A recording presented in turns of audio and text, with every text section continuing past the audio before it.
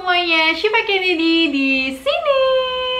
Hai sobatnya Syifa, kenalin aku Syifa Kennedy. Selamat datang ya. Di sini aku bikin banyak video, silahkan ditonton. Aku juga bikin banyak playlist. 1, 2, 3, 4. Sebenarnya banyak lagi sih, jadi dikepoin aja ya. Happy watching.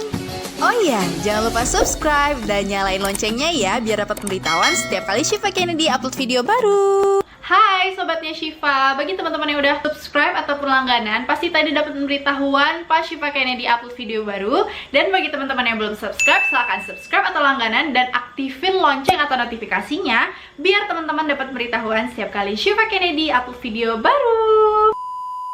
Oke, di video kali ini Syifa kayak pengen sharing ke teman-teman semuanya tentang rumah sakit. Seperti yang di judul, teman-teman pasti kepo ya, kira-kira kisah horor apa sih yang ingin Syifa sharing di video kali ini. Jadi untuk teman-teman ketahui, Syifa udah sekitar 2 bulan nggak ke rumah sakit, padahal udah koas tasa akhir banget. Tapi karena adanya pandemi, kita semua koas-koas itu diliburkan untuk sementara waktu. Jadi sedikit banyak aku ngerasa miss atau ngerasa rindu dengan rumah sakit, ngerasain gimana euforianya jalan di lorong rumah sakit.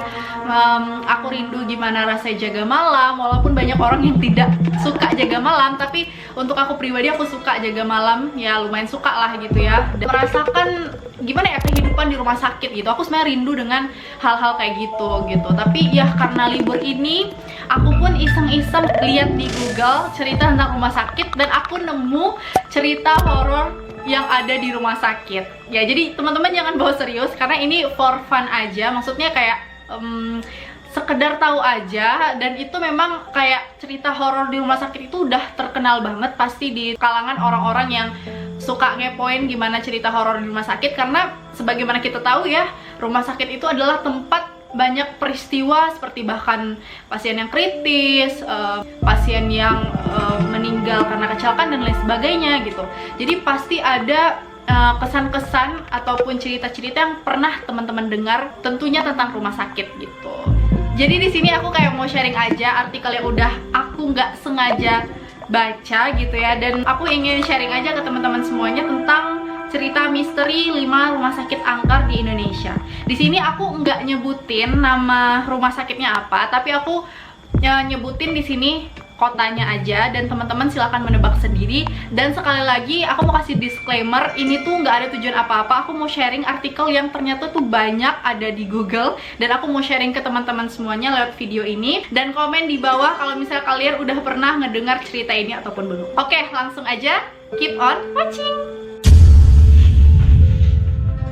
Cerita misteri nomor 1 yaitu rumah sakit yang ada di Jakarta Pusat. Rumah sakit ini pertama dibangun pada tahun 1919. Dikatakan memang sudah cukup lama, sudah menangani berbagai macam pasien tentunya. Namun dibalik itu ternyata rumah sakit ini punya kisah mistis yang sering dialami pasien ataupun kerabat pasien yang sering menjenguk ke rumah sakit ini. Salah satunya itu ada cerita pada tahun 2008, ada seorang mahasiswa, sebut aja namanya Ramli, nama disamarkan.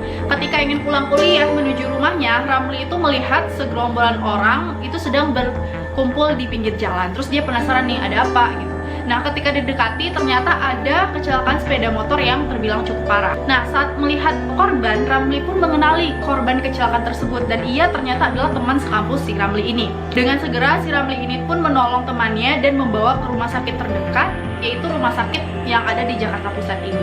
Nah, setibanya di rumah sakit, teman Ramli ini mendapat perawatan intensif karena luka yang dideritanya cukup parah. Sehingga Ramli pun menghubungi kedua orang tua korban karena si Ramli ini kenal nih sama si pasien ini. Nah, besok pagi baru sampai di Jakarta. Orang tua korban pun meminta Ramli untuk menemani anaknya sehingga tiba mereka di RS besok pagi. Ramli pun menelpon keluarganya untuk meminta izin menemani temannya di rumah sakit. Saat itu pukul 23:30, suasana rumah sakit pun sepi. Ramli mencoba tidur tapi gagal karena masih shock dengan apa yang dialami teman kampusnya. Karena merasa bosan, ia pun memutuskan untuk mencari segelas kopi dan menanyakan letak kantin kepada suster yang ia temui di salah satu rumah sakit tersebut. Namun ternyata letak kantin yang ditujukan suster sekitar itu amat membingungkan. Terpaksa ia mencari-cari sendiri dengan insting yang ia miliki demi pengen minum kopi. Ketika Ramli menelusuri salah satu lorong, itu lorongnya lebih gelap dari lorong sebelumnya, ia mencium aroma obat-obatan yang sangat menyengat. Selang beberapa menit, ia mendengar suara aneh seperti orang sedang berbisik yang berasal dari sebuah lorong di depannya.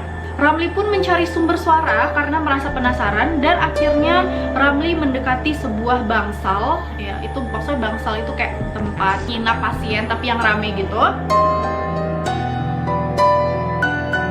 Dan akhirnya suara aneh tersebut didengarkan jelas di dalam bangsal. Ramli pun berjalan memasuki bangsal tersebut. Di dalam ruangan itu banyak sampah medis bertaburan di lantainya, dan ketika Ramli memasuki bangsal, suara tersebut pun seketika menghilang. Ramli menyebar pandangan melihat kondisi bangsal yang terlihat sangat berantakan. Pandangan Ramli pun tertuju pada sebuah meja yang terletak di sudut ruangan. Saat itu pandangan sedikit buram karena kondisi bangsal yang minim cahaya. Jadi ini juga banyak ya, ada di rumah sakit gitu yang memang bangsal itu lagi sepi. Jadi memang agak terkesan minim cahaya gitu ya. Nah, setelah berusaha melihat dengan jelas, betapa kagetnya Ramli dengan apa yang ia lihat. Ia melihat sepotong kepala wanita berambut panjang tergeletak di atas meja dengan wajah senyum dan mata menatap tajam ke arah Ramli sambil cekikikan. Kita lanjut ya. Sontak Ramli pun kaget campur lemas dengan apa yang ada di hadapannya saat itu. Ia pun bergegas lari dari ruangan tersebut menuju keluar dengan tergesa-gesa. Namun ia tersandung suatu di depan bangsal. Seketika Ramli menoleh mencoba ingin tahu apa yang membuatnya tersandung. Ternyata yang membuatnya jatuh adalah tubuh seorang pria yang tidak memiliki tangan dan kaki. Pria tersebut menatap Ramli dengan tatapan kosong tanpa ekspresi apapun. Ramli segera terbangun dan langsung lari meninggalkan bangsal, dan tak lama ia menabrak satpam hingga keduanya terjatuh. Satpam tersebut kaget melihat Ramli yang sudah sangat pucat. Ramli pun segera dibawa ke pos satpam untuk ditenangkan dan diberi minum. Ramli pun menceritakan yang ia alami barusan, dan satpam pun menceritakan bahwa ruangan itu adalah bekas instalasi bedah umum, tetapi bangsal itu sudah lama tidak digunakan, dan memang tempat itu sangat angker dan beberapa kali terlihat penampakan hantu berupa potongan tubuh manusia. Ramli pun meminta diantarkan ke ruang ICU tempat temannya dirawat, dan ia tidak pernah meninggalkan tempat itu hingga pagi menjelang. Gimana nih guys menurut kalian? Ya namanya juga kisah misteri ya, boleh percaya boleh enggak. Bagaimana pendapat kalian? Coba komen di bawah. Kita lanjut ke kisah nomor 2, rumah sakit yang ada di Tulung Agung. Oke, ini kisah nyata sekitar 10 tahun yang lalu. Seorang ibu berusia 55 tahun bernama Aminah, nama samaran, terbaring sakit dan dirawat di sebuah rumah sakit ternama di kota Tulung Agung, Jawa Timur. Ia menderita penyakit liver yang sudah parah, mata dan kukunya berwarna kuning, dan dokter berpesan kepada keluarga agar ikhlas apapun yang terjadi karena penyakit nenek ini sudah kronis dan keluarga terlambat membawa ke rumah sakit. Ibu Aminah dirawat di kelas VIP agar mendapatkan perawatan intensif mengingat sakitnya yang terlalu parah. Pagi, siang, sore, dan malam para petugas perawat datang memeriksa sesuai jadwal rumah sakit. Bahkan pada malam hari, ia mendapatkan pemeriksaan 2 kali oleh petugas suster, yaitu pada jam 7 malam selepas Isya dan jam 2 malam dini hari. Setiap jam 7 malam, Ibu Aminah selalu diperiksa oleh dokter dan diikuti oleh beberapa perawat atau suster. Dan pada jam 2 malam, ia hanya diperiksa oleh seorang perawat saja yang sudah berumur tua, sekitar 55 tahun, sama seperti Ibu Aminah. Tim dokter setiap hari harus menasehati pihak keluarga agar senantiasa bersabar dan ikhlas akan apapun yang terjadi, mengingat perkembangan kesehatan Ibu Aminah ini kian memburuk dari hari ke hari. Namun pada hari ke-7, tim dokter terkejut ketika mendapati Ibu Aminah tampak segar bugar. Dari hasil pemeriksaan, Ibu Aminah diketahui kondisi kesehatannya mulai membaik. Lantas Ibu Aminah menanyakan kepada dokter dan para perawat yang memeriksanya pada jam 7 malam seperti biasanya, kemana suster tua yang selama itu mengobatinya sekitar jam 2 malam. Ibu Aminah ingin mengucapkan terima kasih kepadanya, namun dokter dan para perawat terkejut mendengar pernyataan tersebut. Karena sesuai jadwal rumah sakit, tidak ada pemeriksaan yang dilakukan oleh suster maupun dokter pada jam 2 malam.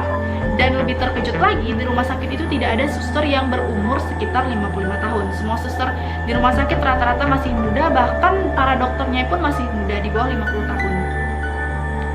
Jadi kayak di cerita ini tuh Ibu Aminah ini kayak merasa dirinya itu dirawat oleh suster 55 tahun dan menanyakan ke dokter dan suster yang datang kemana ibu suster yang berumur sekitar 55 tahun jam 2 malam tadi.